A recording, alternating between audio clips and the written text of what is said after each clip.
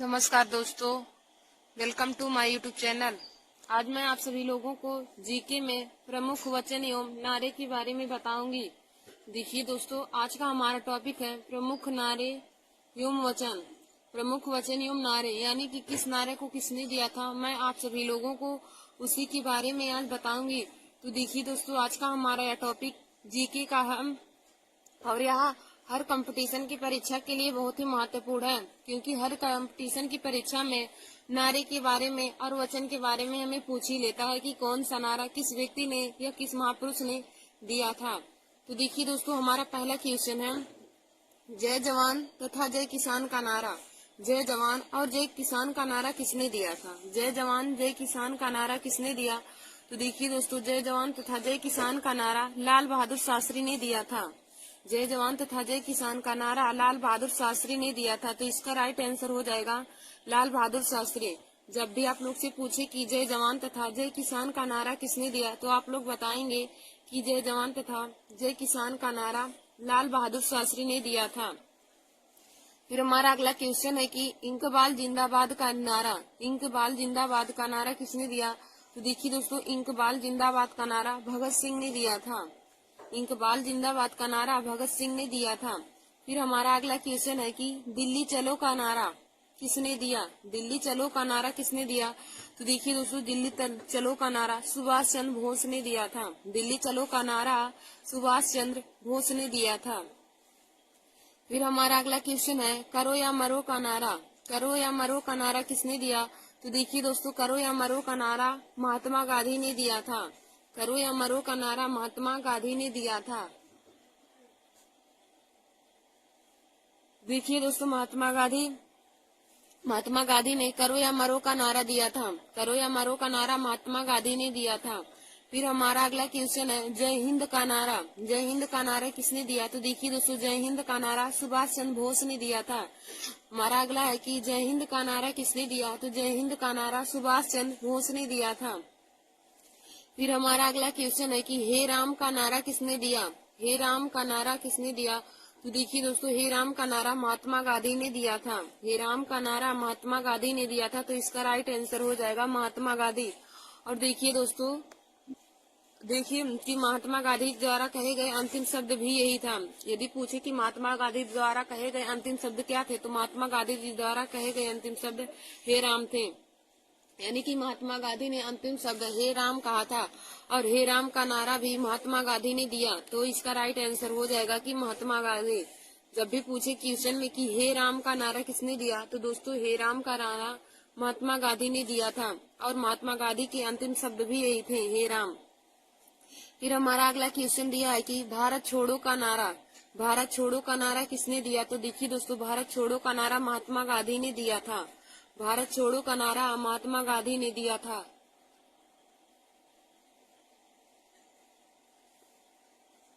फिर हमारा अगला है हिंदी हिंदू हिंदुस्तान का नारा किसने दिया? हिंदी हिंदू हिंदुस्तान का नारा किसने दिया? तो देखिए दोस्तों, हिंदी हिंदू हिंदुस्तान का नारा भृत्येंदु हरिश्चंद्र ने दिया था। हिंदी हिंदू हिंदुस्तान का नारा भृत्येंदु हरिश्चंद्र ने दिया था। फिर हमारा अगला क्वेश्चन है विजयी विश्व तिरंगा प्यारा का नारा किसने दिया? विजयी विश्व तिरंगा प्यारा का नारा किसने दिया? तो देखिए दोस्तों, विजयी विश्व तिरंगा प्यारा का नारा श्यामलाल गुप्त ने दिया था। विजयी विश्व तिरंगा प्यारा का नारा श्यामलाल गुप्त ने दिया था। तो इसका राइट आंसर हो जाएगा श्यामलाल गुप्त। जब भी आपसे क्वेश्चन में पूछे कि विजयी विश्व तिरंगा प्यारा का नारा किसने दिया, तो विजयी विश्व तिरंगा प्यारा का नारा श्यामलाल गुप्त ने दिया था। फिर हमारा अगला क्वेश्चन है कि स्वराज मेरा जन्म सिद्ध अधिकार है, यह नारा किसने दिया? स्वराज मेरा जन्म सिद्ध अधिकार है का नारा किसने दिया? तो देखिए दोस्तों, स्वराज मेरा जन्म सिद्ध अधिकार है का नारा बाल गंगाधर तिलक ने दिया था। स्वराज मेरा जन्म सिद्ध अधिकार है का नारा बाल गंगाधर तिलक ने दिया था। फिर देखिए दोस्तों, हमारा अगला क्वेश्चन है कि सरफरोशी की तमन्ना अब हमारे दिल में है का नारा किसने दिया? सरफरोशी की तमन्ना अब हमारे दिल में है का नारा किसने दिया? तो देखिए दोस्तों, इसका नारा राम प्रसाद बिस्मिल ने दिया था। सरफरोशी की तमन्ना अब हमारे दिल में है का नारा राम प्रसाद बिस्मिल ने दिया था। फिर देखिए दोस्तों, हमारा अगला क्वेश्चन है सारे जहां से अच्छा हिंदोसिता हमारा का नारा किसने दिया? सारे जहां से अच्छा हिंदोसिता हमारा का नारा किसने दिया? तो इसका नारा इकबाल ने दिया था। देखिए दोस्तों, सारे जहां से अच्छा हिंदोसिता हमारा का नारा इकबाल ने दिया था। फिर हमारा अगला क्वेश्चन है कि तुम मुझे खून दो मैं तुम्हें आजादी दूंगा का नारा। तुम मुझे खून दो मैं तुम्हें आजादी दूंगा का नारा किसने दिया? तो देखिए दोस्तों, तुम मुझे खून दो मैं तुम्हें आजादी दूंगा का नारा सुभाष चंद्र बोस ने दिया था। तुम मुझे खून दो मैं तुम्हें आजादी दूंगा, यह नारा सुभाष चंद्र बोस ने दिया था। फिर देखिए दोस्तों, हमारा अगला क्वेश्चन क्या कहा कि तुम मुझे खून दो मैं तुम्हें आजादी दूंगा का नारा किसने दिया था? तुम मुझे खून दो मैं तुम्हें आजादी दूंगा का नारा किसने दिया? तो देखिए दोस्तों, इसका नारा सुभाष चंद्र बोस ने दिया था। सुभाष चंद्र बोस ने कहा था कि तुम मुझे खून दो मैं तुम्हें आजादी दूंगा। इसका नारा सुभाष चंद्र बोस ने दिया था। फिर हमारा अगला क्वेश्चन है साइमन कमीशन वापस जाओ का नारा। साइमन कमीशन वापस जाओ का नारा। तो देखिए दोस्तों, साइमन कमीशन वापस जाओ का नारा लाला लाजपत राय ने दिया था। साइमन कमीशन वापस जाओ का नारा लाला लाजपत राय ने दिया था। फिर हमारा अगला क्वेश्चन है who lives if India dies का नारा किसने दिया? Who lives if India dies का नारा किसने दिया? तो देखिए दोस्तों, who lives if India dies का नारा जवाहरलाल नेहरू ने दिया था। Who lives if India dies का नारा जवाहरलाल नेहरू ने दिया। फिर हमारा अगला क्वेश्चन है वेदों की ओर लौटो का नारा किसने दिया? वेदों की ओर लौटो का नारा किसने दिया? तो देखिए दोस्तों, वेदों की ओर लौटो का नारा दयानंद सरस्वती ने दिया था। वेदों की ओर लौटो का नारा दयानंद सरस्वती ने दिया था। फिर हमारा अगला क्वेश्चन क्या है कि साम्राज्यवाद का नाश हो का नारा किसने दिया? साम्राज्यवाद का नाश हो का नारा किसने दिया? तो देखिए दोस्तों, साम्राज्यवाद का नाश हो का नारा भगत सिंह ने दिया था। साम्राज्यवाद का नाश हो का नारा भगत सिंह ने दिया था। फिर हमारा अगला क्वेश्चन है कि कर मत दो का नारा किसने दिया? कर मत दो का नारा किसने दिया? तो देखिए दोस्तों, कर मत दो का नारा सरदार पटेल ने दिया था। कर मत दो का नारा सरदार पटेल ने दिया था। देखिए दोस्तों, जो आज का हमारा यह वीडियो है प्रमुख वचन एवं नारे, यह सभी कंपटीशन की परीक्षाओं के लिए बहुत ही महत्वपूर्ण है। तो आप लोग हमारे इस वीडियो को जरूर देख लीजिए और अपने दोस्तों में भी शेयर कर लीजिए। फिर देखिए दोस्तों, हमारा अगला क्वेश्चन क्या कहा है कि जय जगत का नारा किसने दिया? जय जगत का नारा किसने दिया? तो देखिए दोस्तों, जय जगत का नारा विनोबा भावे ने दिया था। जय जगत का नारा किसने दिया? तो जय जगत का नारा हो जाएगा विनोबा भावे ने दिया था। फिर हमारा अगला क्वेश्चन है कि जय जगत का नारा किसने दिया? तो देखिए दोस्तों, जय जगत का नारा विनोबा भावे ने दिया था। जय जगत का नारा विनोबा भावे ने दिया। फिर हमारा अगला क्वेश्चन है कि आराम हराम है का नारा किसने दिया? आराम हराम है का नारा किसने दिया? तो देखिए दोस्तों, आराम हराम है का नारा जवाहरलाल नेहरू ने दिया था। आराम हराम है का नारा पंडित जवाहरलाल नेहरू ने दिया था। और फिर हमारा अगला है कि मैं एक क्रांतिकारी के रूप में कार्य करता हूँ का नारा किसने दिया? मैं एक क्रांतिकारी के रूप में कार्य करता हूँ का नारा किसने दिया? तो देखिए दोस्तों, इस नारे को जवाहरलाल नेहरू ने दिया। मैं एक क्रांतिकारी के रूप में कार्य करता हूँ का नारा पंडित जवाहरलाल नेहरू ने दिया था। फिर हमारा अगला क्वेश्चन है जय जवान जय किसान एवं जय विज्ञान का नारा किसने दिया? जय जवान जय किसान एवं जय विज्ञान का नारा किसने दिया? तो देखिए दोस्तों, जय जवान जय किसान और जय विज्ञान का नारा अटल बिहारी वाजपेयी ने दिया था। जय जवान जय किसान और जय विज्ञान का नारा अटल बिहारी वाजपेयी ने दिया था। देखिए दोस्तों, हमारा अगला क्वेश्चन है कि जय जवान जय किसान तथा जय विज्ञान का नारा किसने दिया? तो देखिए दोस्तों, जय जवान जय किसान और जय विज्ञान का नारा अटल बिहारी वाजपेयी ने दिया था। जय जवान जय किसान और जय विज्ञान का नारा अटल बिहारी वाजपेयी ने दिया था। फिर देखिए दोस्तों, हमारा अगला क्वेश्चन है कि पूर्ण स्वराज्य का नारा किसने दिया? पूर्ण स्वराज्य का नारा किसने दिया? तो देखिए दोस्तों, पूर्ण स्वराज्य का नारा जवाहरलाल नेहरू, पंडित जवाहरलाल नेहरू ने दिया था। पूर्ण स्वराज्य का नारा पंडित जवाहरलाल नेहरू ने दिया था। फिर हमारा अगला क्वेश्चन है मरो नहीं मारो का नारा किसने दिया? मरो नहीं मारो का नारा किसने दिया? तो देखिए दोस्तों, मरो नहीं मारो का नारा लाल बहादुर शास्त्री ने दिया था। मरो नहीं मारो का नारा लाल बहादुर शास्त्री ने दिया था। देखिए दोस्तों, हमारा अगला क्वेश्चन क्या कहा कि मरो नहीं मारो का नारा किसने दिया। तो देखिए दोस्तों, मरो नहीं मारो का नारा लाल बहादुर शास्त्री ने दिया था। मरो नहीं मारो का नारा लाल बहादुर शास्त्री ने दिया। फिर हमारा अगला क्वेश्चन है कि वंदे मातरम का नारा किसने दिया था। वंदे मातरम का नारा किसने दिया। तो वंदे मातरम का नारा बंकिम चंद्र चटर्जी ने दिया था। वंदे मातरम का नारा बंकिम चंद्र चटर्जी ने दिया था। दोस्तों, यह भी जब पूछे कि वंदे मातरम गीत के ऊपर के लेखक कौन है, तो वंदे मातरम गीत की लेखक बंकिम चंद्र चटर्जी जी हैं। वंदे मातरम गीत के लेखक बंकिम चंद्र चटर्जी जी हैं। और देखिए दोस्तों, वंदे मातरम भारत का राष्ट्रीय गीत है। जब भी पूछे कि भारत का राष्ट्रीय गीत क्या है, तो आप लोग बताएंगे कि भारत का राष्ट्रीय गीत वंदे मातरम है। और जब भी पूछे कि भारत का राष्ट्रीय गीत गाने का समय कितना है, तो भारत का राष्ट्रीय गीत गाने का समय 65 सेकंड है। और भारत का राष्ट्रीय गीत वंदे मातरम है। और भारत की राष्ट्रीय गीत वंदे मातरम आनंद मठ से लिया गया है, आनंद मठ उपन्यास से लिया गया है। और यह अशोक स्तंभ से लिया गया। दोस्तों, वंदे मातरम अशोक स्तंभ से लिया गया है। और वंदे मातरम गीत के लेखक बंकिम चंद्र चटर्जी जी हैं। वंदे मातरम गीत के लेखक बंकिम चंद्र चटर्जी जी हैं। और देखिए, फिर हमारा अगला क्वेश्चन क्या पूछा है कि जनगण मन का नारा किसने दिया। तो देखिए दोस्तों, जनगण मन का नारा रविन्द्रनाथ टैगोर ने दिया था। या पूछे कि भारत का राष्ट्रीय गान क्या है, तो भारत का राष्ट्रीय गान जनगण मन आप लोग बताएंगे। भारत का राष्ट्रीय गान जनगण मन है। और भारत की राष्ट्रीय गान गाने का समय कितना है पूछे, तो आप लोग बताएंगे कि भारत का राष्ट्रीय गान गाने का समय 52 सेकेंड है। और भारत के राष्ट्रीय गान के लेखक रविन्द्रनाथ टैगोर जी हैं। भारत का राष्ट्रीय गान रविन्द्रनाथ टैगोर जी ने लिखा था। फिर हमारा अगला क्वेश्चन है कि संपूर्ण क्रांति का नारा किसने दिया। देखिए दोस्तों, हमारा अगला क्वेश्चन क्या कहा कि संपूर्ण क्रांति का नारा किसने दिया था। तो दोस्तों, संपूर्ण क्रांति का नारा जयप्रकाश नारायण ने दिया था। संपूर्ण क्रांति का नारा जयप्रकाश नारायण ने दिया था। तो इसका राइट आंसर हो जाएगा कि जयप्रकाश नारायण। संपूर्ण क्रांति का नारा जयप्रकाश नारायण ने दिया था। फिर हमारा अगला क्वेश्चन है देश बचाओ देश बनाओ का नारा किसने दिया।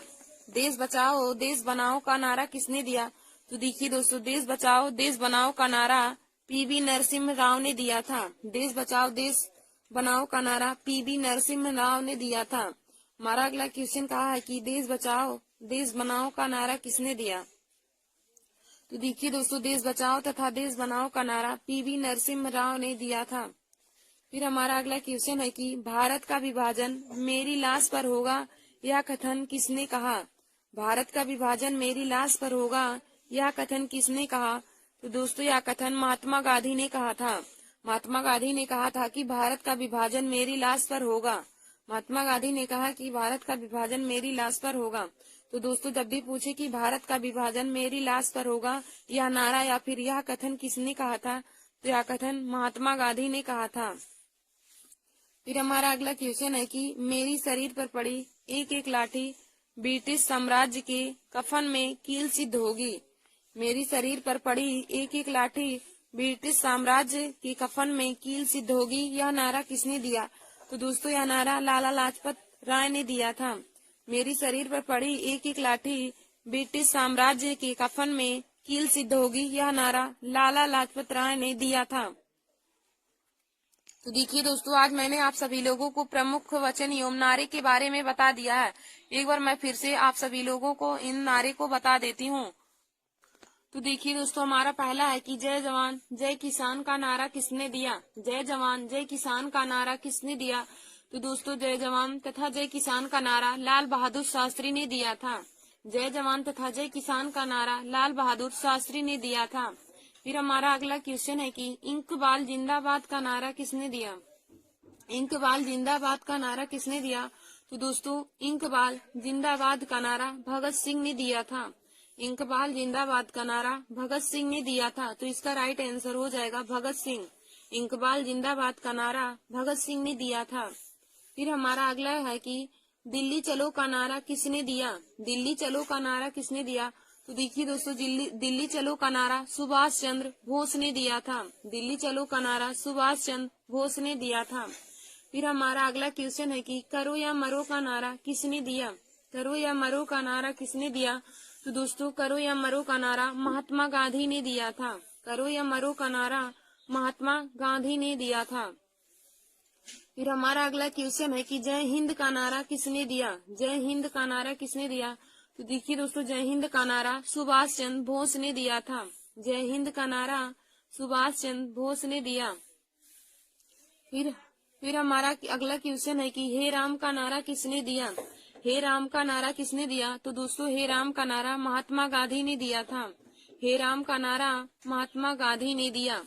और दोस्तों जब भी आप लोगों से पूछे कि महात्मा गांधी का जन्म कब हुआ, तो दोस्तों महात्मा गांधी का जन्म 2 अक्टूबर 1869 ईस्वी को पोरबंदर में हुआ था।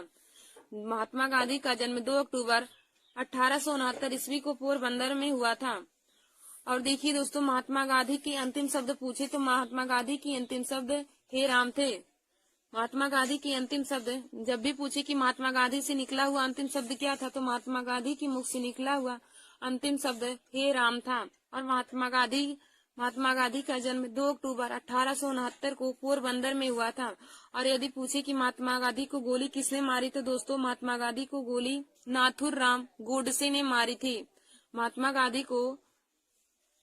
गांधी को गोली नाथुराम गोडसे ने मारी थी। और महात्मा गांधी ने दांडी यात्रा भी शुरू की थी। फिर देखिए दोस्तों, हमारा अगला क्वेश्चन क्या कहा है कि भारत छोड़ो का नारा किसने दिया। भारत छोड़ो का नारा किसने दिया। तो दोस्तों भारत छोड़ो का नारा महात्मा गांधी ने दिया था। भारत छोड़ो का नारा महात्मा गांधी ने दिया। फिर हमारा अगला क्वेश्चन है कि हिंदी हिंदू हिंदुस्तान का नारा किसने दिया। हिंदी हिंदू हिंदुस्तान का नारा किसने दिया। तो दोस्तों हिंदी हिंदू हिंदुस्तान का नारा भरतेंदु हरिश्चंद्र ने दिया था। हिंदी हिंदू हिंदुस्तान का नारा भरतेंदु हरिश्चंद्र ने दिया था। तो इसका राइट आंसर हो जाएगा कि भरतेंदु हरिश्चंद्र ने हिंदी हिंदू और हिंदुस्तान का नारा दिया था। फिर हमारा अगला क्वेश्चन क्या कहा है कि विजयी विश्व तिरंगा प्यारा का नारा किसने दिया। विजयी विश्व तिरंगा प्यारा का नारा किसने दिया। तो देखिए दोस्तों, विजयी विश्व तिरंगा प्यारा का नारा श्यामलाल गुप्त ने दिया था। विजयी विश्व तिरंगा प्यारा का नारा श्यामलाल गुप्त ने दिया था।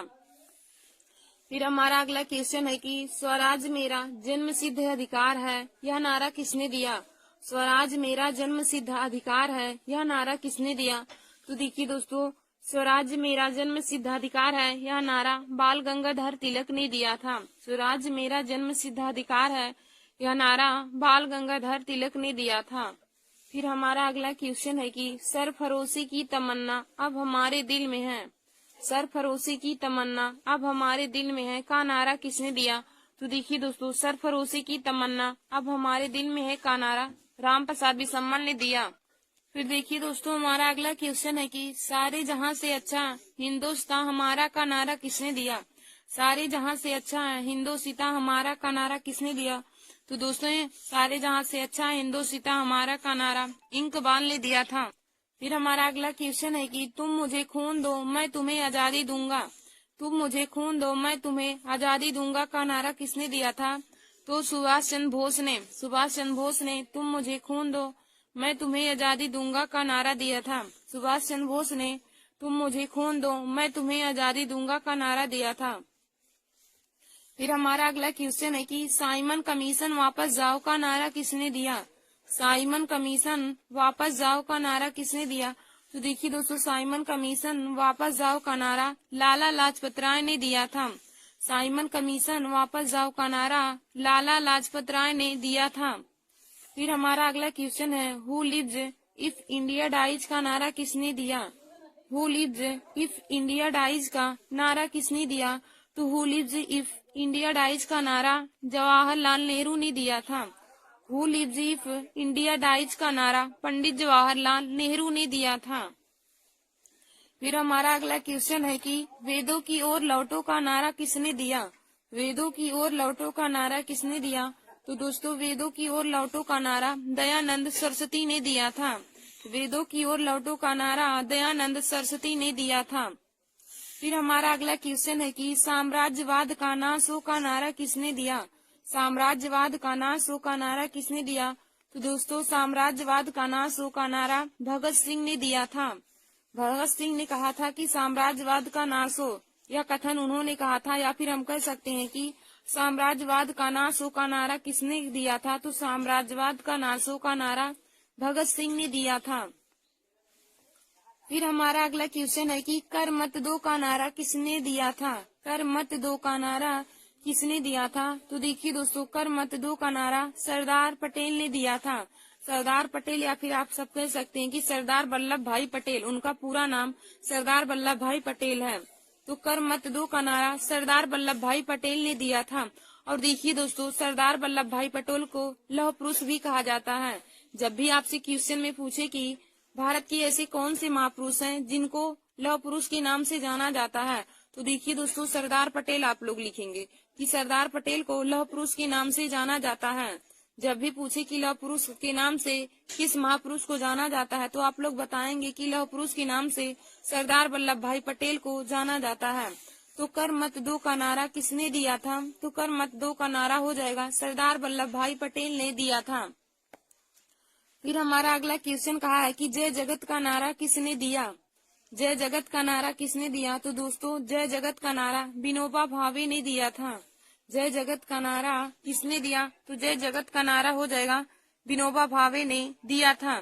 जय जगत का नारा विनोबा भावे ने दिया था। फिर हमारा अगला क्वेश्चन कहा है कि आराम हराम है का नारा किसने दिया? आराम हराम है का नारा किसने दिया? तो दोस्तों, आराम हराम है का नारा पंडित जवाहरलाल नेहरू ने दिया था। आराम हराम है का नारा पंडित जवाहरलाल नेहरू ने दिया था।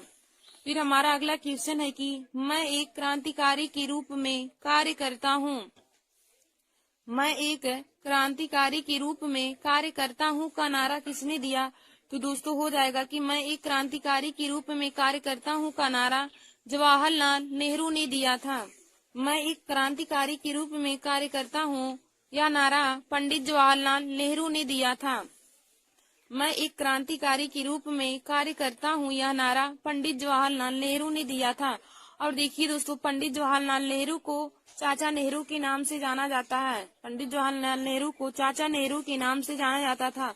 बच्चे उन्हें चाचा नेहरू कहते थे, क्योंकि पंडित जवाहरलाल नेहरू बच्चे से बहुत प्रेम करते थे। इसलिए उनके जन्मदिन यानी कि 14 नवंबर को उनके जन्मदिन के उपलक्ष्य में बाल दिवस मनाया जाता है। उनके जन्मदिन पर बाल दिवस मनाया जाता था, क्योंकि वे बच्चों को बहुत प्रेम करते थे और बच्चे उन्हें प्रेम से चाचा नेहरू कहकर पुकारते थे। तो देखिए दोस्तों, यदि पूछे कि लौह पुरुष किसे कहा जाता है, तो लौह पुरुष सरदार वल्लभ भाई पटेल को कहा जाता है। और पूछे कि चाचा नेहरू किनको कहा जाता है, तो पंडित जवाहरलाल नेहरू का नाम ही चाचा नेहरू है। बच्चे उन्हें प्रेम से चाचा नेहरू कहते थे। फिर हमारा अगला क्वेश्चन है कि जय जवान जय किसान और जय विज्ञान का नारा किसने दिया? जय जवान जय किसान और जय विज्ञान का नारा किसने दिया? तो देखिए दोस्तों, जय जवान जय किसान और जय विज्ञान का नारा अटल बिहारी वाजपेयी ने दिया था। अटल बिहारी वाजपेयी ने जय जवान जय किसान और जय विज्ञान का नारा दिया था। फिर देखिए दोस्तों, हमारा अगला क्वेश्चन है कि पूर्ण स्वराज्य का नारा किसने दिया? पूर्ण स्वराज्य का नारा किसने दिया? तो दोस्तों, पूर्ण स्वराज्य का नारा पंडित जवाहरलाल नेहरू ने दिया था। पूर्ण स्वराज्य का नारा किसने दिया? तो पूर्ण स्वराज्य का नारा पंडित जवाहरलाल नेहरू ने दिया था। हमारा अगला क्वेश्चन है कि मरो नहीं मारो का नारा किसने दिया? मरो नहीं मारो का नारा किसने दिया? तो मरो नहीं मारो का नारा लाल बहादुर शास्त्री ने दिया था। मरो नहीं मारो का नारा लाल बहादुर शास्त्री ने दिया था। फिर हमारा अगला क्वेश्चन है कि वंदे मातरम का नारा किसने दिया, या वंदे मातरम गीत की लेखक कौन है? तो दोस्तों, वंदे मातरम गीत की लेखक बंकिम चंद्र चटर्जी जी हैं। वंदे मातरम गीत की लेखक या वंदे मातरम का नारा बंकिम चंद्र चटर्जी ने दिया था। और देखिए दोस्तों, जब भी पूछे कि भारत का राष्ट्रीय गीत क्या है, तो भारत का राष्ट्रीय गीत वंदे मातरम है। भारत का राष्ट्रीय गीत वंदे मातरम है। और पूछे क्वेश्चन में कि भारत का राष्ट्रीय गीत गाने का समय कितना है, तो भारत का राष्ट्रीय गीत गाने का 65 सेकेंड है। और जब भी पूछे कि भारत का राष्ट्रीय गान क्या है, तो भारत का राष्ट्रीय गान जन गण मन है। और भारत की राष्ट्रीय गान के लेखक रविन्द्रनाथ टैगोर जी हैं। और राष्ट्रीय गान गाने का समय क्या है, तो भारत का राष्ट्रीय गान गाने का समय 52 सेकेंड है। फिर देखिए दोस्तों, हमारा अगला क्वेश्चन दिया है संपूर्ण क्रांति का नारा किसने दिया? हमारा अगला क्वेश्चन है कि संपूर्ण क्रांति का नारा किसने दिया? तो देखिए दोस्तों, संपूर्ण क्रांति का नारा संपूर्ण क्रांति का नारा किसने दिया? तो देखिए दोस्तों, संपूर्ण क्रांति का नारा जयप्रकाश नारायण ने दिया था। संपूर्ण क्रांति का नारा जयप्रकाश नारायण ने दिया था। संपूर्ण क्रांति का नारा किसने दिया? तो दोस्तों, संपूर्ण क्रांति का नारा जयप्रकाश नारायण ने दिया था। फिर हमारा अगला क्वेश्चन है, देश बचाओ देश बनाओ का नारा किसने दिया? देश बचाओ देश बनाओ का नारा किसने दिया? तो देश बचाओ देश बनाओ का नारा पीवी नरसिम्हा राव ने दिया था। फिर देखिए हमारा अगला क्वेश्चन है कि भारत का विभाजन मेरी लाश पर होगा या कथन किसने दिया? भारत का विभाजन मेरी लाश पर होगा या कथन किसने दिया? तो यह कथन महात्मा गांधी ने दिया था। भारत का विभाजन मेरी लाश पर होगा या कथन या नारा किसने दिया? तो यह नारा महात्मा गांधी ने दिया था। फिर हमारा अगला क्वेश्चन है कि मेरी शरीर पर पड़ी एक एक लाठी ब्रिटिश साम्राज्य के कफन में कील सिद्ध होगी का नारा किसने दिया? मेरी शरीर पर पड़ी एक एक लाठी ब्रिटिश साम्राज्य में कफन में कील सिद्ध होगी या नारा किसने दिया? तो दोस्तों, यह नारा लाला लाजपत राय ने दिया था। धन्यवाद दोस्तों। ऐसे हमारे वीडियो को देखने के लिए आप सभी लोग हमारे YouTube channel Nancy success classes को सब्सक्राइब कर लीजिए। और देखिए दोस्तों, आज का हमारा यह वीडियो जीके में बहुत ही महत्वपूर्ण है। आज का हमारा टॉपिक था प्रमुख वचन एवं नारे। तो हमने आप लोगों को आज प्रमुख वचन एवं नारे के बारे में बता दिया है। किस महापुरुष ने कौन सा नारा दिया था उनके बारे में बता दिया है। तो दोस्तों, आप लोग इसे अपनी कॉपी में नोट कर लीजिए। धन्यवाद दोस्तों।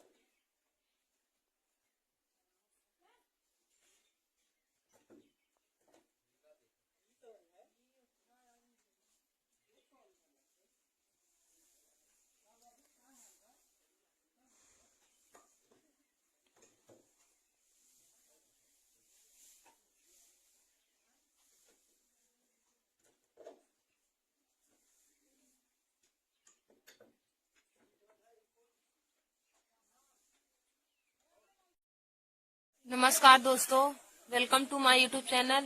आज मैं आप सभी लोगों को जीके में महत्वपूर्ण टॉपिक लेकर आई हूँ।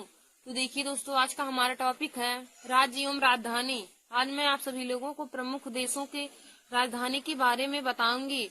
और देखिए दोस्तों, आज का हमारा यह वीडियो जीके के अलावा रीजनिंग में भी पूछा जाता है।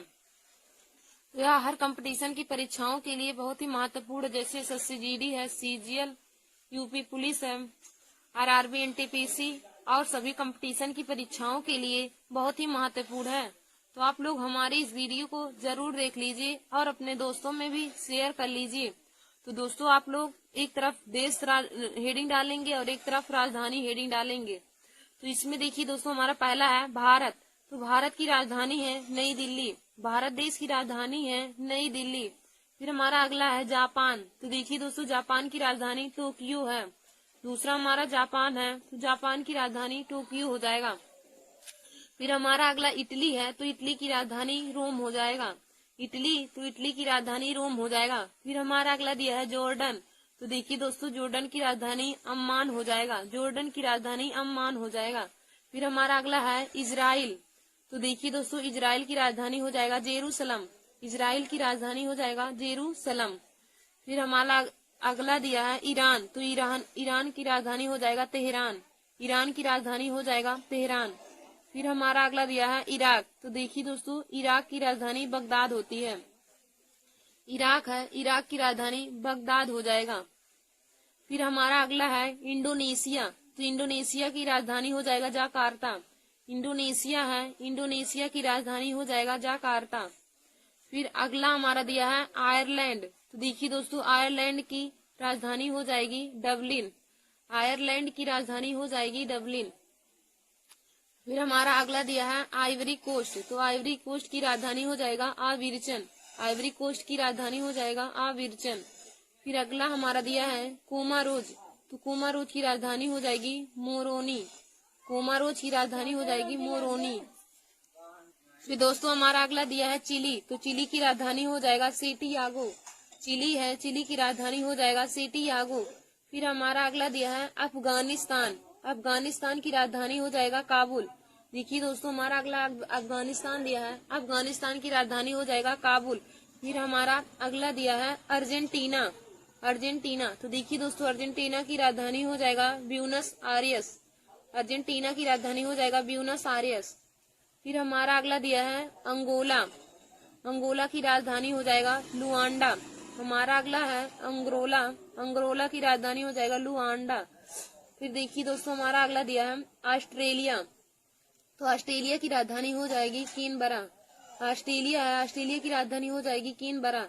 फिर हमारा अगला है ऑस्ट्रिया। तो ऑस्ट्रिया की राजधानी हो जाएगा वियना। ऑस्ट्रिया की राजधानी हो जाएगा वियना। फिर हमारा अगला है बेनिन। तो बेनिन की राजधानी हो जाएगी पोर्टो नोवो। पोर्टो नोवो हमारा बेनिन की राजधानी हो जाएगी। फिर दोस्तों हमारा अगला दिया है अल्बानिया।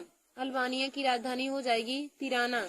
अल्बानिया। तो अल्बानिया की राजधानी हो जाएगी तिराना। फिर हमारा अगला दिया है अल्जीरिया। तो अल्जीरिया की राजधानी हो जाएगा अल्जीयर्स। अल्जीरिया है, तो अल्जीरिया की राजधानी हो जाएगा अल्जीयर्स। फिर देखिए दोस्तों, हमारा अगला दिया है चीन। तो चीन की राजधानी हो जाएगी बीजिंग। चीन हमारा अगला है, तो चीन की राजधानी हो जाएगी बीजिंग। फिर हमारा अगला दिया है कोलंबिया। तो देखिए दोस्तों, कोलंबिया की राजधानी हो जाएगा बोगोटा। कोलंबिया की राजधानी हो जाएगा बोगोटा। फिर हमारा अगला है ब्रेजिलियम। ब्रेजिलियम की राजधानी हो जाएगी ब्रुसेल्स। ब्रेजिलियम है, तो ब्रेजिलियम की राजधानी हो जाएगी ब्रुसेल्स। फिर हमारा अगला दिया है बोलीविया। बोलीविया की राजधानी हो जाएगी ला पाज। हमारा अगला है बोलीविया। तो बोलीविया की राजधानी हो जाएगी ला पाज। फिर हमारा आगे दिया है वर्मा। तो बर्मा देश की राजधानी हो जाएगी रंगून। हमारा अगला है बर्मा देश। तो देखिए, बर्मा देश की राजधानी हो जाएगी रंगून। फिर हमारा अगला दिया है बांग्लादेश। तो देखिए दोस्तों, बांग्लादेश की राजधानी हो जाएगी ढाका।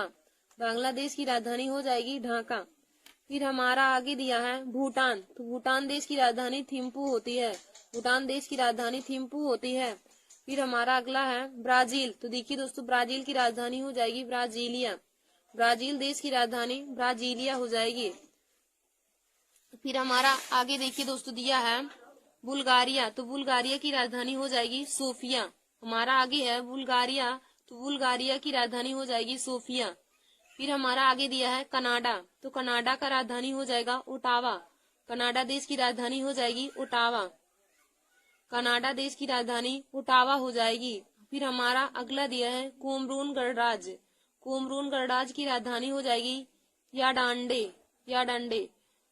फिर हमारा आगे देखिए दोस्तों दिया है फिनलैंड। तो फिनलैंड की राजधानी हो जाएगी हेलेंसिकी।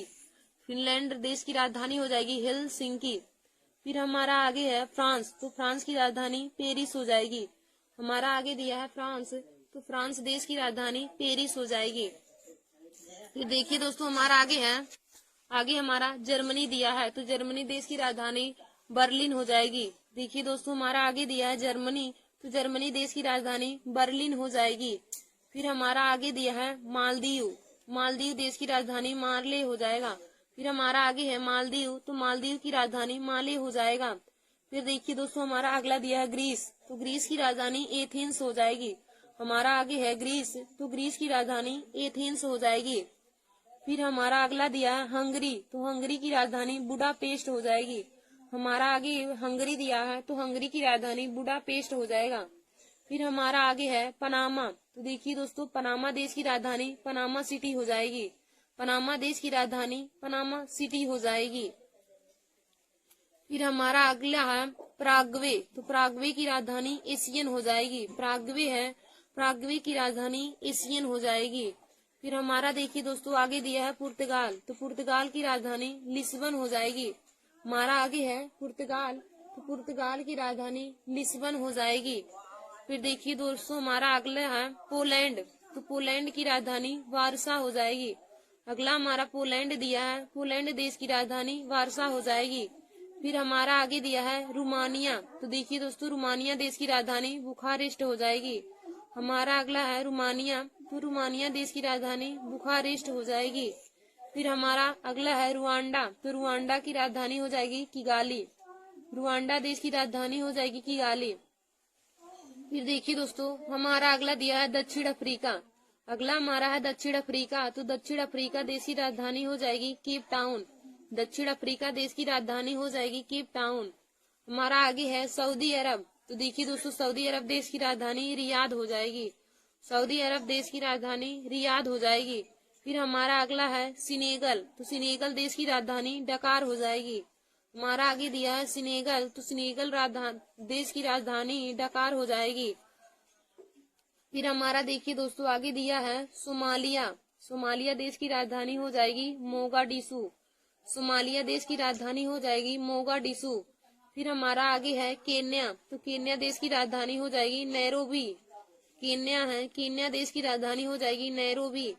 फिर हमारा अगला है कंपुचिया, कंपुचिया देश की राजधानी हो जाएगी नोम प्ने।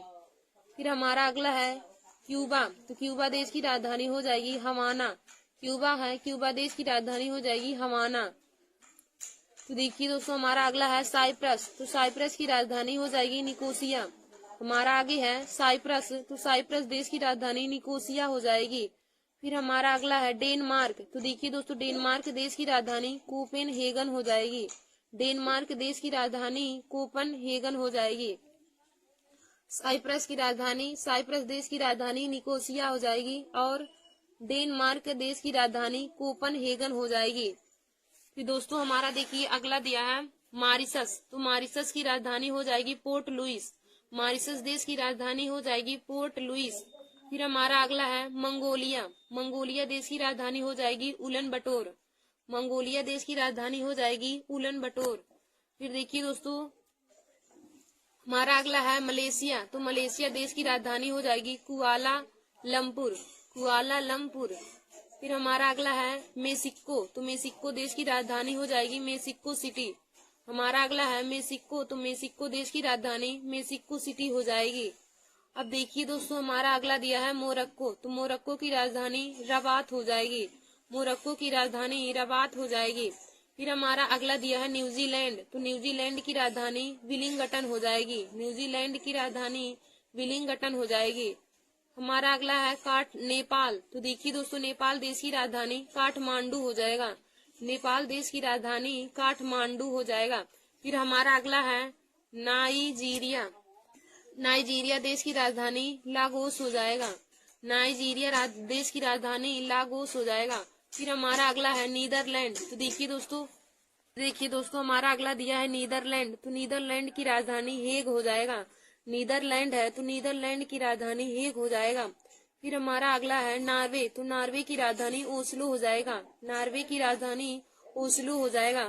फिर हमारा अगला दिया है पाकिस्तान, तो देखिए दोस्तों पाकिस्तान की राजधानी इस्लामाबाद हो जाएगा। पाकिस्तान की राजधानी इस्लामाबाद हो जाएगा।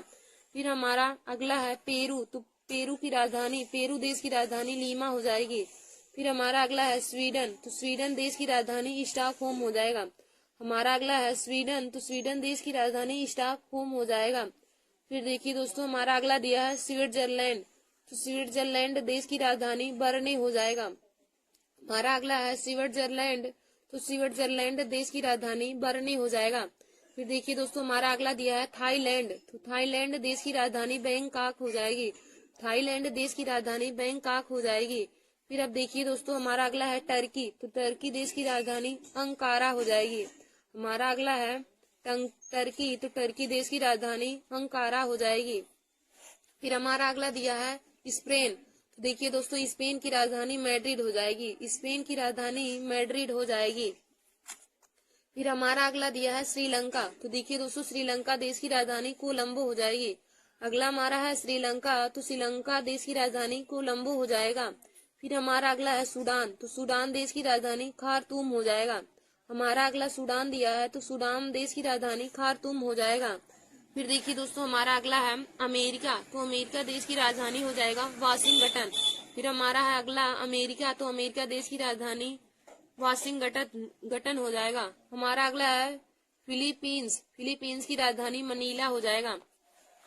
तो देखिए आज मैंने आप सभी लोगों को जीके में महत्वपूर्ण टॉपिक बताया, जिसमें हमने आप लोगों को देश के प्रमुख देशों के राजधानी के बारे में बता दिया है। तो दोस्तों एक बार मैं आप सभी लोगों को पुनः राजधानी बता देती हूँ, और आप लोग हमारे इस वीडियो को जरूर देख लीजिए और अपने दोस्तों में भी शेयर कर लीजिए। तो देखिए दोस्तों हमारा पहला है भारत, तो भारत देश की राजधानी नई दिल्ली है। हमारा पहला है भारत देश, तो भारत देश की राजधानी नई दिल्ली है। हमारा अगला है जापान, तो जापान की राजधानी टोक्यो है। हमारा अगला जापान है, जापान की राजधानी टोक्यो है। फिर हमारा अगला है इटली, तो इटली की राजधानी रोम है। देखिए दोस्तों इटली की राजधानी रोम हो जाएगा। फिर हमारा अगला है जॉर्डन, तो जॉर्डन की राजधानी अम्मान हो जाएगा। जॉर्डन की राजधानी अम्मान हो जाएगा। फिर हमारा अगला है इजराइल, तो देखिए दोस्तों इजराइल की राजधानी जेरूसलम हो जाएगा। इजराइल की राजधानी जेरूसलम हो जाएगा। फिर हमारा अगला है ईरान, तो ईरान की राजधानी तेहरान हो जाएगा। ईरान की राजधानी तेहरान हो जाएगा। हमारा अगला है इराक, तो इराक की राजधानी बगदाद हो जाएगा। इराक देश की राजधानी बगदाद हो जाएगा। हमारा अगला है इंडोनेशिया, तो इंडोनेशिया की राजधानी जाकार्ता हो जाएगा। इंडोनेशिया की राजधानी जाकार्ता हो जाएगा। फिर हमारा अगला है आयरलैंड, तो आयरलैंड की राजधानी डबलिन हो जाएगा। आयरलैंड की राजधानी डबलिन हो जाएगा। हमारा अगला है आइवरी कोस्ट, तो आइवरी कोस्ट की राजधानी आविरचन हो जाएगा। आइवरी कोस्ट की राजधानी आविरजन हो जाएगा। हमारा अगला है कोमारोज, तो कोमारोज की राजधानी मोरोनी हो जाएगा। कोमारोज की राजधानी मोरोगनी हो जाएगा। फिर हमारा अगला है चिली, तो चिली की राजधानी सेंटियागो हो जाएगा। चिली की राजधानी सेंटियागो हो जाएगा। हमारा अगला है अफगानिस्तान, तो देखिए दोस्तों अफगानिस्तान की राजधानी काबुल हो जाएगा। अफगानिस्तान की राजधानी काबुल हो जाएगा। फिर हमारा अगला है ऑस्ट्रेलिया, ऑस्ट्रेलिया की राजधानी कैनबरा हो जाएगी। ऑस्ट्रेलिया की राजधानी कैनबरा हो जाएगी। हमारा अगला है ऑस्ट्रिया, तो ऑस्ट्रिया की राजधानी वियना हो जाएगी। ऑस्ट्रिया की राजधानी वियना हो जाएगी। फिर हमारा अगला है चीन, तो चीन की राजधानी बीजिंग हो जाएगी। चीन की राजधानी बीजिंग हो जाएगी। फिर हमारा अगला है ब्राजीलियम, तो ब्राजीलियम की राजधानी ब्रुसेल्स हो जाएगी। ब्राजीलियम की राजधानी ब्रुसेल्स हो जाएगी। फिर हमारा अगला है वर्मा, तो वर्मा की राजधानी रंगून हो जाएगी। वर्मा देश की राजधानी रंगून हो जाएगी।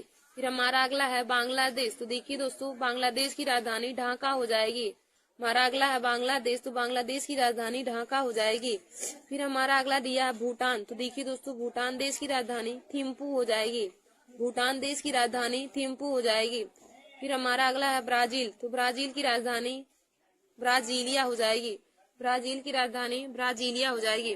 धन्यवाद दोस्तों, ऐसे हमारे वीडियो को देखने के लिए और जीके के महत्वपूर्ण क्वेश्चन को पाने के लिए आप सभी लोग हमारे YouTube channel Nancy success classes को सब्सक्राइब कर लीजिए। धन्यवाद दोस्तों। नमस्कार दोस्तों, welcome to my YouTube channel. आज मैं आप सभी लोगों के लिए जीके में पॉलिटी से संबंधित महत्वपूर्ण टॉपिक लेकर आए हूँ। तो देखिए दोस्तों आज का हमारा टॉपिक पॉलिटी में है संविधान की प्रस्तावना। संविधान की प्रस्तावना, तो देखिए दोस्तों प्रस्तावना को उद्देश्य भी कहते हैं। तो देखिए दोस्तों संविधान की प्रस्तावना से संबंधित बहुत ही महत्वपूर्ण क्वेश्चन है जो एसएससी जीडी की परीक्षाओं में पूछा जाएगा। तो एसएससी जीडी की परीक्षा कल 17 फरवरी को देखिए दोस्तों उसमें भी पूछा जाएगा। और सभी कंपटीशन की परीक्षाओं के लिए हमारा यह वीडियो बहुत ही महत्वपूर्ण है। देखिए दोस्तों पॉलिटी में संविधान से संबंधित क्वेश्चन हर कंपटीशन की परीक्षा में 2-3 नंबर के पूछे जाते हैं। तो आप लोग हमारे इस वीडियो को जरूर देख लीजिए और अपने दोस्तों में भी शेयर कर लीजिए। तो देखिए दोस्तों यहाँ पे हमारा पहला क्वेश्चन है, भारतीय संविधान में उद्देशिका का विचार किस देश के संविधान से लिया गया है? भारतीय संविधान में उद्देशिका का विचार किस देश के संविधान से लिया गया है? तो देखिए दोस्तों इसका राइट आंसर हो जाएगा यूएसए यानी कि संयुक्त राज्य अमेरिका। भारतीय संविधान में उद्देशिका का विचार संयुक्त राज्य अमेरिका से लिया गया है और संयुक्त राज्य अमेरिका को हम यूएसए भी कहते हैं, यानी कि United state of America. United state of America, संयुक्त राज्य अमेरिका को ही यूएसए भी कहा जाता है। तो दोस्तों भारतीय संविधान में उद्देशिका का विचार संयुक्त राज्य अमेरिका से लिया गया है। फिर हमारा अगला क्वेश्चन है कि भारतीय संविधान में उद्देशिका की भाषा किस देश के संविधान से लिया गया है। भारतीय संविधान में उद्देशिका की भाषा किस देश के संविधान से लिया गया है। तो देखिए दोस्तों, इसका राइट आंसर हो जाएगा ऑस्ट्रेलिया से। भारतीय संविधान में उद्देशिका की भाषा ऑस्ट्रेलिया से लिया गया है और जबकि उद्देशिका का विचार संयुक्त राज्य अमेरिका से लिया गया है। तो देखिए दोस्तों, हमारा अगला क्वेश्चन दिया है कि भारतीय संविधान की उद्देशिका यानी कि प्रस्तावना में अभी तक कितनी बार संशोधन हुआ है। भारतीय संविधान की उद्देशिका में कितनी बार संशोधन हुआ है। तो देखिए दोस्तों, भारतीय संविधान की उद्देशिका में एक बार संशोधन हुआ है और वह कब हुआ था, तो 42वां संविधान संशोधन 1976 ईस्वी में। 42वां संविधान संशोधन 1976 ईस्वी में हुआ था। तो दोस्तों, भारतीय संविधान की उद्देशिका या प्रस्तावना में कितनी बार संशोधन हुआ, तो आप बताएंगे एक बार संशोधन हुआ, वह हुआ था 42वां संविधान संशोधन 1976 ईस्वी में। फिर देखिए दोस्तों, हमारा अगला क्वेश्चन है कि हम भारत के लोग शब्दों का प्रयोग भारतीय संविधान में कहां से लिया गया है। हम भारत के लोग शब्दों का प्रयोग भारतीय संविधान में कहां से लिया गया है। तो देखिए दोस्तों, हम भारत के लोग शब्दों का प्रयोग भारतीय संविधान में संविधान की प्रस्तावना से लिया गया है। हम भारत के लोग शब्दों का प्रयोग भारतीय संविधान में संविधान की प्रस्तावना से लिया गया है। फिर हमारा अगला क्वेश्चन है कि किसने प्रस्तावना को संविधान की आत्मा कहा।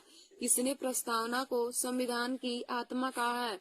तो देखिए दोस्तों, संविधान की आत्मा प्रस्तावना को ठाकुर दास भार्गव ने कहा है। प्रस्तावना को संविधान की आत्मा ठाकुर दास भार्गव ने कहा है। फिर हमारा अगला क्वेश्चन है कि किसने प्रस्तावना को पहचान पत्र कहा है। प्रस्तावना को पहचान पत्र किसने कहा है।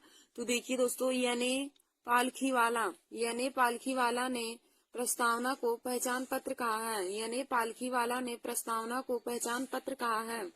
फिर हमारा अगला क्वेश्चन है कि किसने प्रस्तावना को संविधान की जन्म कुंडली कहा है।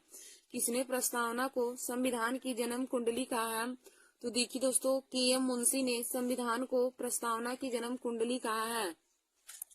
देखिए दोस्तों, प्रस्तावना को संविधान की आत्मा ठाकुर दास भार्गव ने कहा है। प्रस्तावना को संविधान की आत्मा ठाकुर दास भार्गव ने कहा है।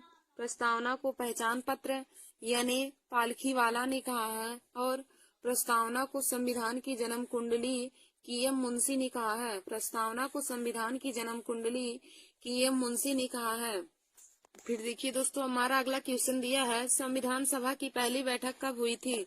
संविधान सभा की पहली बैठक कब हुई। तो देखिए दोस्तों, संविधान सभा की पहली बैठक 9 दिसंबर 1946 ईस्वी को हुई थी। संविधान सभा की पहली बैठक 9 दिसंबर 1946 ईस्वी को हुई थी। और दोस्तों, यदि पूछे कि संविधान सभा की पहली बैठक कहाँ पर हुई थी, तो संविधान सभा की पहली बैठक 9 दिसंबर 1946 ईस्वी को नई दिल्ली में हुई थी।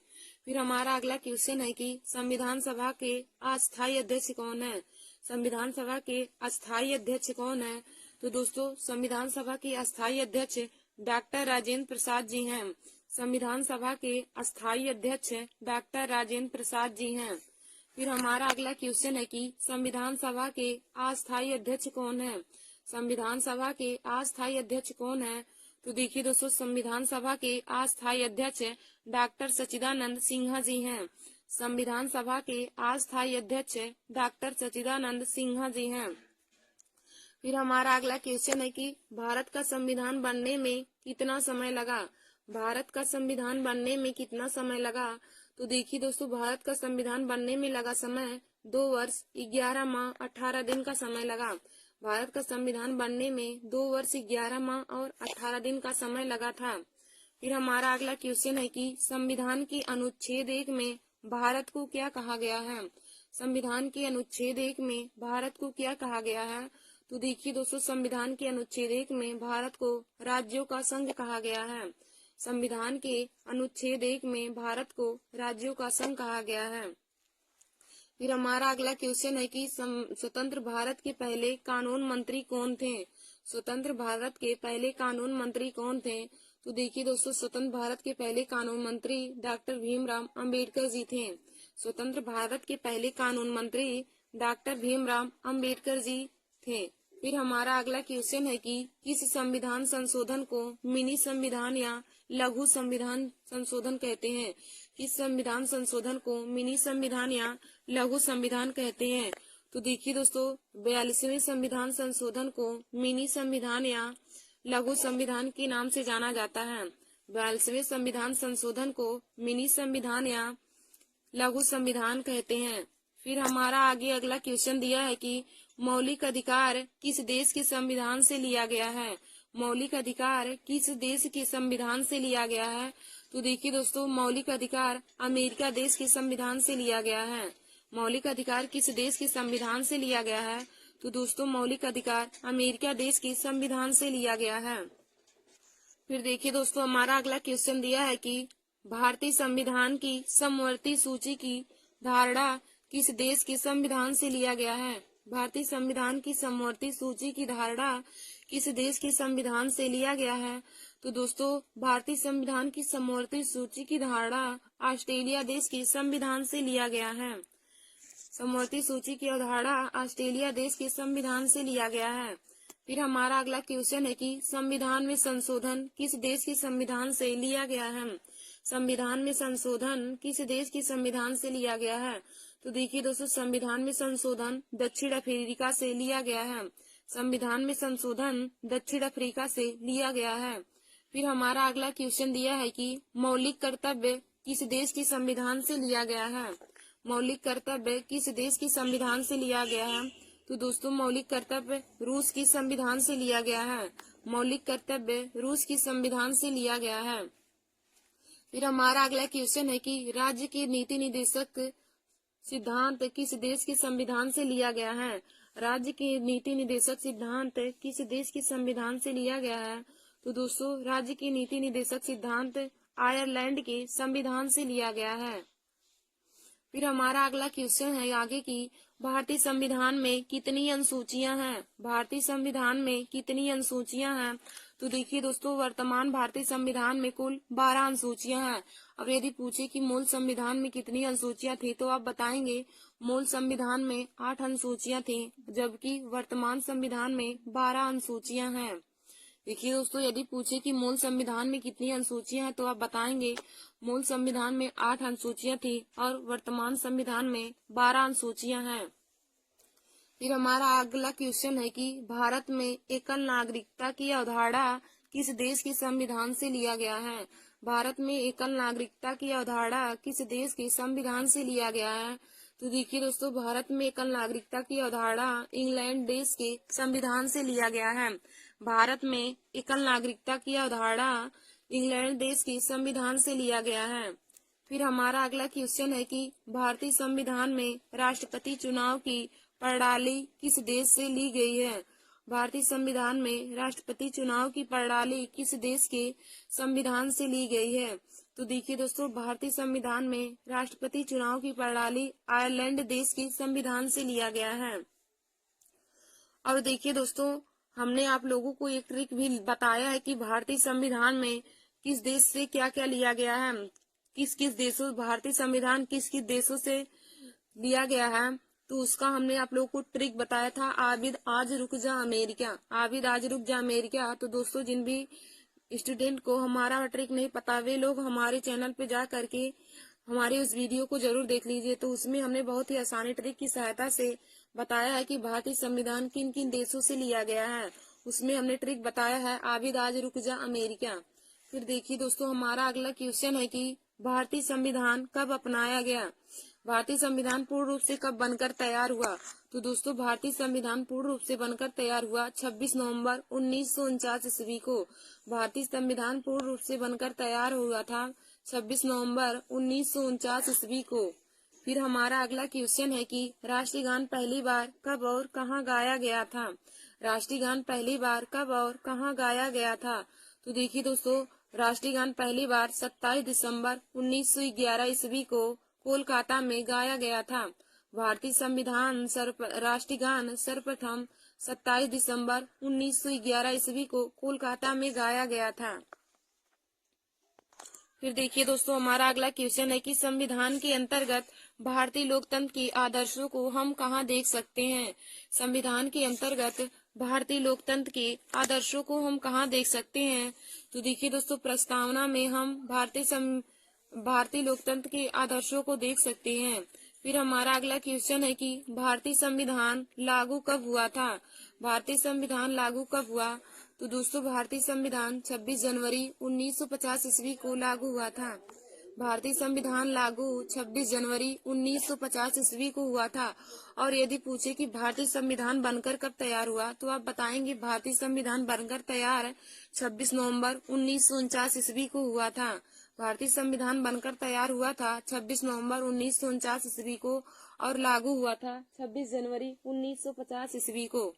फिर दोस्तों, हमारा अगला क्वेश्चन है कि भारत का संविधान सभा किसके कहने पर बना था? भारत का संविधान सभा किसके कहने पर बना था? तो दोस्तों, भारत का संविधान सभा कैबिनेट मिशन के द्वारा बनाया गया था।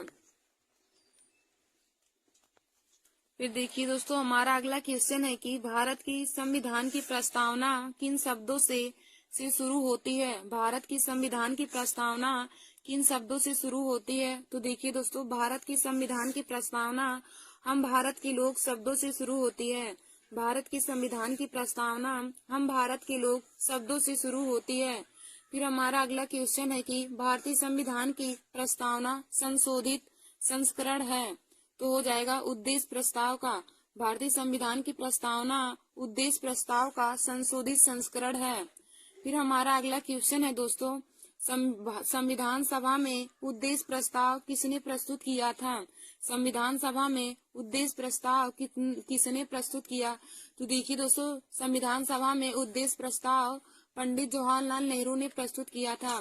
संविधान सभा में उद्देश्य प्रस्ताव पंडित जवाहरलाल नेहरू ने प्रस्तुत किया था और उन्होंने 13 दिसंबर 1946 ईस्वी को अपना उद्देश्य प्रस्ताव प्रस्तुत किया था। यदि पूछे कि संविधान सभा में उद्देश्य प्रस्ताव पंडित जवाहरलाल नेहरू ने कब प्रस्तुत किया, तो आप बताएंगे 13 दिसंबर 1946 ईस्वी को।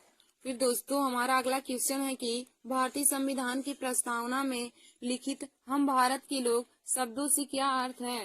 भारतीय संविधान की प्रस्तावना में लिखित है हम भारत के लोग शब्दों से क्या अर्थ है? तो देखिए दोस्तों, भारतीय संविधान की प्रस्तावना में लिखित है हम भारत के लोग शब्दों से अर्थ है कि संविधान का निर्माण भारत की जनता के द्वारा हुआ है। संविधान का निर्माण भारत की जनता द्वारा हुआ है, यही संविधान में लिखित है हम भारत के लोग शब्दों का अर्थ है। फिर देखिए दोस्तों, हमारा अगला क्वेश्चन दिया है कि संविधान की प्रस्तावना के अनुसार भारत किस प्रकार का राष्ट्र है? संविधान की प्रस्तावना के अनुसार भारत किस प्रकार का राष्ट्र है? तो देखिए दोस्तों, संविधान की प्रस्तावना के अनुसार भारत एक धर्मनिरपेक्ष राष्ट्र है। संविधान की प्रस्तावना के अनुसार भारत एक धर्मनिरपेक्ष राष्ट्र है। फिर दोस्तों, हमारा अगला क्वेश्चन है कि भारत में लौकिक सार्वभौमिकता है क्योंकि संविधान की प्रस्तावना आरंभ होती है। भारत में लौकिक सार्वभौमिकता है क्योंकि भारतीय संविधान की प्रस्तावना आरंभ होती है। तो भारतीय संविधान की प्रस्तावना हम भारत के लोग शब्दों से आरंभ होती है। फिर देखिए दोस्तों, हमारा अगला क्वेश्चन है कि कौन संविधान संशोधन लघु संविधान यानी कि मिनी संविधान संशोधन माना जाता है? तो देखिए दोस्तों, 42वां संविधान संशोधन 1976 ईस्वी में जो हुआ था वो उसी को लघु संविधान यानी कि मिनी संविधान के नाम से जाना जाता है। तो दोस्तों, यह क्वेश्चन कंपटीशन की परीक्षा के लिए बहुत ही महत्वपूर्ण है कि किस संविधान संशोधन को मिनी संविधान के नाम से जाना जाता है। तो आप बताएंगे 42वें संविधान संशोधन 1976 को हम मिनी संविधान के नाम से भी जानते हैं। फिर दोस्तों, हमारा अगला क्वेश्चन दिया है कि सभी व्यक्ति पूर्णता और समान रूप से मानव है, यह सिद्धांत किस नाम से जाना जाता है? सभी व्यक्ति पूर्णता और समान रूप से मानव है, यह सिद्धांत किस नाम से जाना जाता है? तो देखिए दोस्तों, यह सिद्धांत सार्वभौमिकता के नाम से जाना जाता है। सभी व्यक्ति पूर्णता और समान रूप से मानव हैं। यह सिद्धांत सार्वभौमिकता के नाम से जाना जाता है। फिर देखिए दोस्तों, हमारा अगला क्वेश्चन दिया है कि भारत के संदर्भ में धर्मनिरपेक्ष शब्द का सही भाव क्या है। भारत के संदर्भ में धर्मनिरपेक्ष शब्द का सही भाव क्या है। तो देखिए दोस्तों, भारत के संदर्भ में धर्मनिरपेक्ष शब्द का सही भाव है कि भारत में राज्य का कोई धर्म नहीं है। भारत में राज्य का कोई धर्म नहीं है। धर्मनिरपेक्ष शब्द का अर्थ है कि भारत में राज्य का कोई धर्म नहीं है। फिर हमारा अगला क्वेश्चन है कि भारत के संविधान की प्रस्तावना में कितने प्रकार की स्वतंत्रता का उल्लेख है। भारत के संविधान की प्रस्तावना में कितने प्रकार की स्वतंत्रता का उल्लेख है। तो देखिए दोस्तों, भारत के संविधान की प्रस्तावना में 5 प्रकार की स्वतंत्रता का उल्लेख है। भारत की संविधान की प्रस्तावना में 5 प्रकार की स्वतंत्रता का उल्लेख है, जिसमें नंबर 1 है विचार की स्वतंत्रता, नंबर 2 है धर्म की स्वतंत्रता, नंबर 3 है विश्वास की स्वतंत्रता, नंबर 4 है अभिव्यक्ति की स्वतंत्रता और नंबर 5 है उपासना की स्वतंत्रता।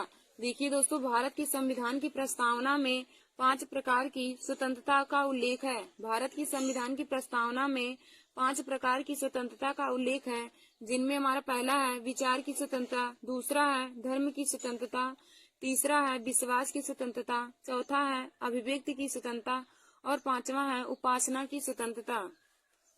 फिर देखिए दोस्तों, हमारा अगला क्वेश्चन है कि भारत की संविधान की प्रस्तावना में वर्णित राष्ट्र की एकता और अखंडता का आधार क्या होना चाहिए। भारत की संविधान की प्रस्तावना में वर्णित राष्ट्र की एकता और अखंडता का आधार क्या होना चाहिए।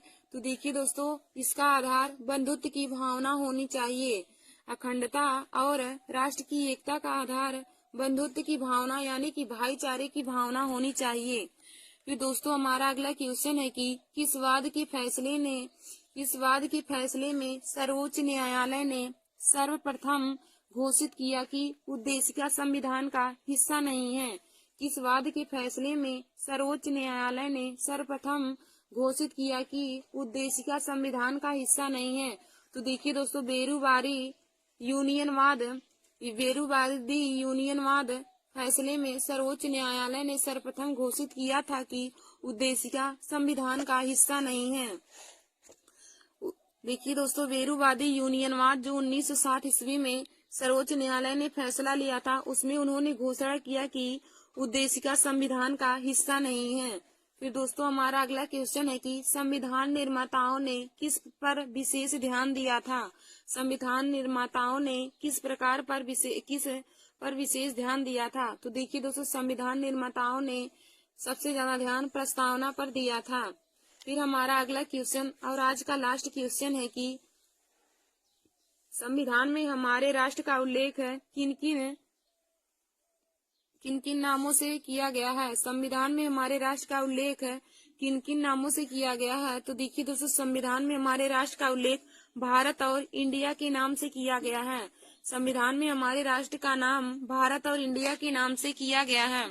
धन्यवाद दोस्तों। ऐसे ही हमारे वीडियो को देखने के लिए और जीके और पॉलिटी के और क्वेश्चन को पाने के लिए तथा जीके के सभी ट्रिक को पाने के लिए आप सभी लोग हमारे YouTube channel Nancy success classes को सब्सक्राइब कर लीजिए और अपने दोस्तों में शेयर करना ना भूलिए। देखिए दोस्तों, पॉलिटी से संबंधित क्वेश्चन हर कंपटीशन की परीक्षाओं में पूछे जाते हैं, तो आप लोग हमारे इस वीडियो को जरूर देख लीजिए और सभी क्वेश्चन को अपने कॉपी में जरूर नोट कर लीजिए। देखिए दोस्तों, एसएससी जीडी का पेपर इस समय चल रहा है और कल भी है 17 फरवरी को, तो पॉलिटी से संबंधित क्वेश्चन उसमें पूछे जाएंगे। तो इसमें से जरूर 2-3 क्वेश्चन उसमें पूछे जाएंगे, तो आप लोग हमारे वीडियो को जरूर देख लीजिए। धन्यवाद दोस्तों।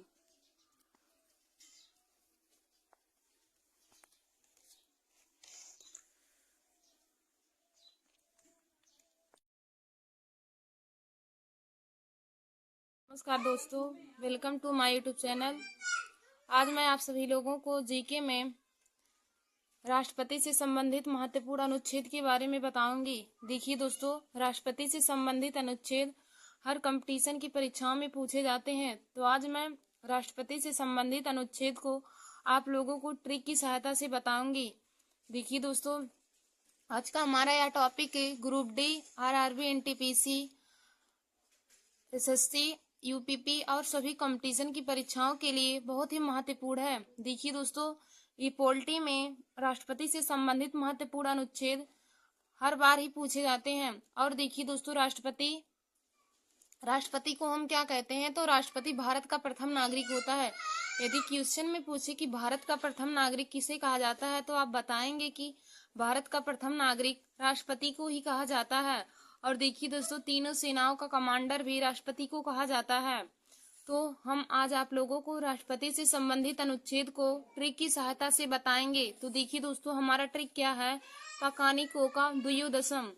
राष्ट्रपति से संबंधित अनुच्छेद है पकानी कोका द्वयोदशम। तो दोस्तों, इसका ट्रिक हो जाएगा पकानी कोका द्वयोदशम। और देखिए दोस्तों, पकानी कोका द्वयोदशम में हमारा आर्टिकल 52 से लेकर आर्टिकल 61 तक है, यानी कि राष्ट्रपति के बारे में वर्णन, राष्ट्रपति के पद से लेकर उसकी शपथ, योग्यताएं, कार्यकाल और महाभियोग सभी हमारा आर्टिकल 52 से लेकर आर्टिकल 61 तक दिए गए हैं। तो दोस्तों, राष्ट्रपति से संबंधित अनुच्छेद का ट्रिक है पकानी कोका द्वयोदशम। अब देखिए दोस्तों, पकानी में पास ही हो जाएगा राष्ट्रपति का पद। राष्ट्रपति के पद के बारे में उल्लेख आर्टिकल 52 में दिया है। और फिर का से हो जाएगा कार्यपालिका का प्रधान। राष्ट्रपति कार्यपालिका का प्रधान, यह आर्टिकल 53 में दिया गया है। फिर उसके बाद देखिए दोस्तों, नी से हो जाएगा निर्वाचन, यानी कि राष्ट्रपति का निर्वाचन आर्टिकल 54 में दिया गया है। अब फिर देखिए दोस्तों, कोका में को से हो जाएगा कोटा, यानी कि रीति। तो राष्ट्रपति की कोटा के बारे में आर्टिकल 55 में दिया है। फिर का से हो जाएगा कार्यकाल। तो राष्ट्रपति का कार्यकाल आर्टिकल 56 में दिया गया है। फिर अब देखिए दोस्तों, दुइयों में दा से हो जाएगा दोबारा नियुक्ति, यानी कि राष्ट्रपति की दोबारा नियुक्ति आर्टिकल 57 में दिया गया है। राष्ट्रपति की दोबारा नियुक्ति आर्टिकल 57 में दिया गया है। फिर दुइयों में यो से हो जाएगा योग्यताएं। राष्ट्रपति की योग्यताएं के बारे में वर्णन आर्टिकल 58 में दिया गया है। फिर देखिए दोस्तों, दसम में दा से हो जाएगा राष्ट्रपति के पद के लिए शर्तें। राष्ट्रपति के पद के लिए शर्तें, तो राष्ट्रपति के पद के लिए शर्तें आर्टिकल 59 में दिया गया है। अब दसम में सा से हो जाएगा शपथ। राष्ट्रपति को शपथ देखिए दोस्तों आर्टिकल 60 में दिलाया जाता है। राष्ट्रपति को शपथ है आर्टिकल 60 में दिलाया जाता है। फिर माँ से हो जाएगा महाभियोग। माँ से हो जाएगा महाभियोग। और दोस्तों देखिए, महाभियोग के बारे में वर्णन आर्टिकल 61 में दिया गया है। और यह बहुत ही महत्वपूर्ण क्वेश्चन है कि आर्टिकल किसमें महाभियोग के बारे में वर्णन दिया गया है। उसमें पूछा है कि क्वेश्चन हमारा पूछा जाता है कि महाभियोग के बारे में वर्णन आर्टिकल किस में दिया है। तो हमें 4 ऑप्शन दिया रहेगा, तो उसमें से एक ऑप्शन आर्टिकल 61 रहेगा। तो दोस्तों, महाभियोग के बारे में वर्णन आर्टिकल 61 में दिया गया है। और एक आर्टिकल हमारा जो होता है कि डॉक्टर भीमराव अम्बेडकर ने किस आर्टिकल को संविधान की आत्मा कहा है। तो दोस्तों, आर्टिकल 32 को डॉक्टर भीमराव अम्बेडकर ने संविधान की आत्मा कहा है। यह भी क्वेश्चन बहुत ही बार ही कंपटीशन की परीक्षाओं में पूछा जाता है। और दोस्तों, एक आर्टिकल हमारा आर्टिकल 76 है, जिसमें महान्यायवादी के बारे में बताया जाता है। वह भी हमारा क्वेश्चन हर बार ही कंपटीशन की परीक्षाओं में पूछे जाता है। तो देखिए दोस्तों, हमने आज आप सभी लोगों को राष्ट्रपति से संबंधित अनुच्छेद को ट्रिक की सहायता से बताया है। तो हमारा जीके का ट्रिक क्या है? पकानी कोका द्वयोदशम। पकानी कोका द्वयोदशम, इसमें आर्टिकल 52 से लेके आर्टिकल 61 तक के सभी अनुच्छेद दिए हैं, जिसमें राष्ट्रपति के पद से लेकर राष्ट्रपति की योग्यताएं, शर्तें, राष्ट्रपति की शपथ, राष्ट्रपति की योग्यताएं के बारे में वर्णन है। तो दोस्तों, पकाने में पास से हो जाएगा राष्ट्रपति का पद। तो राष्ट्रपति के पद के बारे में वर्णन आर्टिकल 52 में दिया है। और फिर का से हो जाएगा कार्यपालिका का प्रधान। तो कार्यपालिका का प्रधान आर्टिकल 53 में दिया है। अपनी से हो जाएगा दोस्तों निर्वाचन। तो निर्वाचन आर्टिकल 54 में दिया है। फिर देखिए दोस्तों, कोका में कोटा से हो जाएगा कोटा के बारे में वर्णन आर्टिकल 55 में दिया है।